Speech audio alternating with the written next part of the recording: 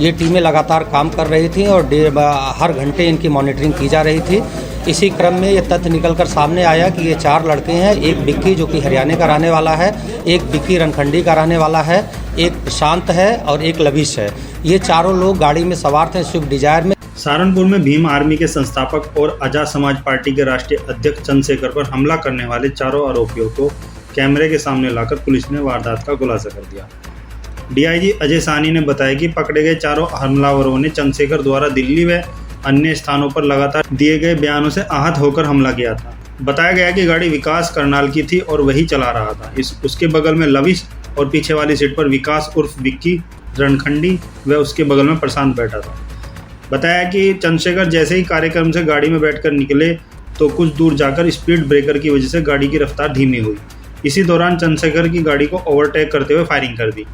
पूछताछ में बताया कि चंद्रशेखर आजाद द्वारा पिछले कुछ महीनों में दिल्ली व आसपास की जगहों पर उल्टे सीधे बयान दिए गए थे, जिससे वे बहुत आहत थे। इसके बाद देवबंद पहुंच गए और कार्यक्रम की रेकी की। उनके पास 2 तमंचे थे। बताया गया कि फायरिंग करने के बाद आरोपी वहां से भाग निकले। वहीं कुछ दूर जाने के बाद गाड़ी का तेल खत्म हो गया और हमलावर गाड़ी मिरकपुर में छोड़कर भाग गए। इसके बाद वे जंगलों में छिप गए और फिर अंबाला पहुंच गए। सहारनपुर पुलिस ने अंबाला से चारों हमलावरों को गिरफ्तार कर लिया है।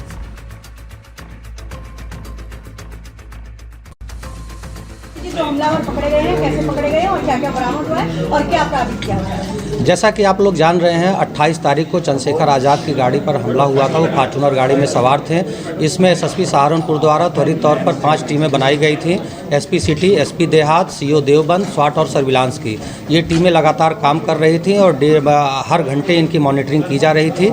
इसी क्रम में ये तथ्य निकलकर सामने आया कि ये 4 लड़के हैं, एक बिक्की जो कि हरियाणा का रहने वाला है, एक बिक्की रणखंडी का रहने वाला है, एक प्रशांत है और एक लविश है। ये चारों लोग गाड़ी में सवार थे स्विफ्ट डिजायर में। गाड़ी बिक्की विकास की थी जो कि हरियाणा का रहने वाला है। और इन्होंने पूछताछ में ये बताया कि पिछले कुछ महीनों से जो चंद्रशेखर आज़ाद द्वारा एनसीआर और दिल्ली में बयानबाजी की जा रही थी, उस बयानबाजी में काफ़ी ऐसी चीज़ें थी जिसको लेके हम लोग में काफ़ी नाराज़गी थी। उल्टे सीधे जो बयान थे, इसलिए ये लोग आ रहे थे और टोल पर, रोहाना टोल पर इन्होंने देखा कि चंद्रशेखर का काफिला था। तत्काल इन्होंने अटैक करने का प्लान बनाया और पीछा करते हुए इन्होंने देवबंद में जाकर उनकी गाड़ी पर फायर किया। कुल 3 राउंड फायरिंग के द्वारा की गई है, जो 315 बोर के तमंचे से की गई है। और इन अभियुक्तों में से कुछ का आपराधिक इतिहास पूर्व में 307 और लूट का रहा है। एक दो घटनाएं हैं जो प्रेस नोट में हमने मेंशन कर रखा है। ये लगातार काम करने के पश्चात इन चारों की गिरफ्तारी की गई, गाड़ी बरामद की गई, वेपन बरामद किए गए हैं। इस पूरे घटनाक्रम में डीजीपी महोदय द्वारा जो पुलिस टीम काम कर रही थी उसको 50,000 रुपये का पुरस्कार प्रदान किया गया है।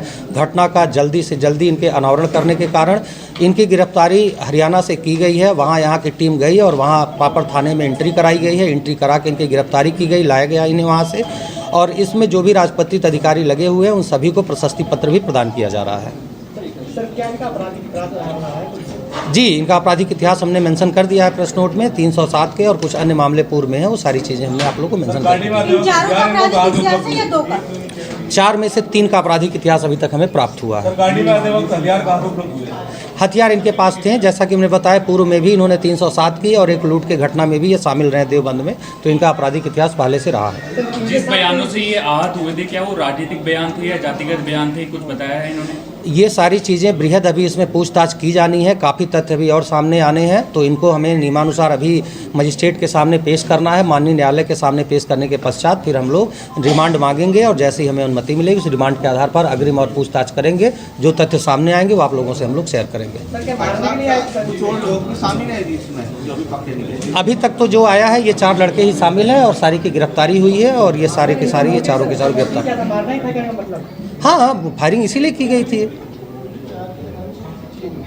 Thank you.